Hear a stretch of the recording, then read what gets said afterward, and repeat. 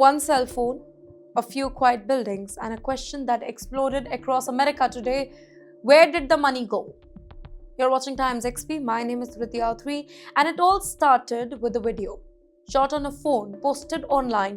No studio, no narration tricks. Just doors, some rooms, daycare centers in Minnesota, and what viewers saw, it shocked them.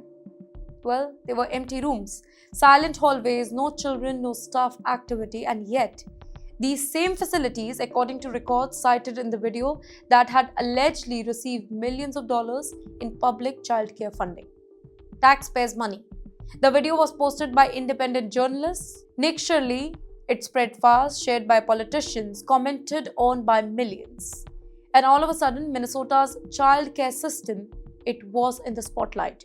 Well, the core allegation is very simple but explosive, that some daycare centers were receiving huge sums of public money while appearing largely inactive or maybe non-operational. No final verdict here, no courtroom ruling, but enough smoke to demand answers. Pressure began to build, and that too very quickly. Lawmakers asked questions, public figures demanded audits, social media turned unforgiving. And the spotlight, it turned to one office, Governor Tim Walz. Well, his administration pushed back strongly, by the way. Officials said that this wasn't new. They said that the state had been fighting fraud for years now. More audits, tighter rules, more prosecutions. Their message, let me quote that for you: we are not ignoring this problem, but the video, it changed the entire game.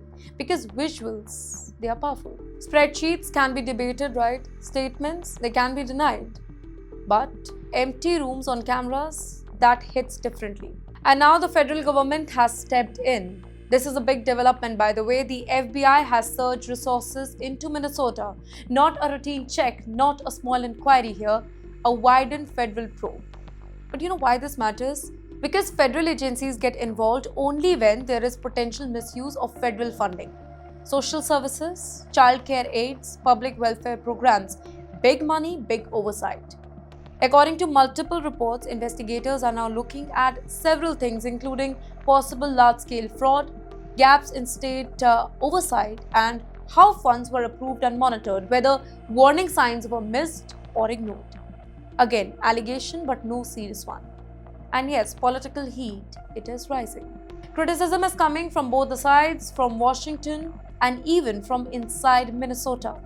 The White House is watching, lawmakers are watching, and so are taxpayers.